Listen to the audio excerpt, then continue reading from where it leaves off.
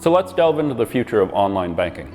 With the introduction of online banking, global bank branches are going to continue to shrink 4 to 5% every year. So really, it's best we get up to speed with how it works before we suddenly have to use it. So let's start with one of the common online trends, chatbots. Chatbots will continue to develop and assist you with your bank concerns. They're completely safe and they will not give your data to someone else.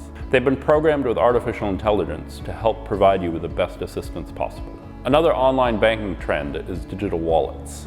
A digital wallet can be linked to your bank account and you can pay for items with your phone, like Apple Pay, Google Pay, PayPal, PayWave, and so on. With digital wallets, paying will expand upon using your normal credit or debit card. It can be used to store loyalty card information and digital coupons. In China, over 600 million people are using a digital wallet called WeChat, and this might start becoming a bigger player on the international level. Using online banking is the way of the future, and it's better for the environment and your wallet. Going paperless can cut operating costs at financial firms by as much as 25%. The cost of record management specifically can be reduced 60 to 70%. The potential benefit to your bottom line is huge.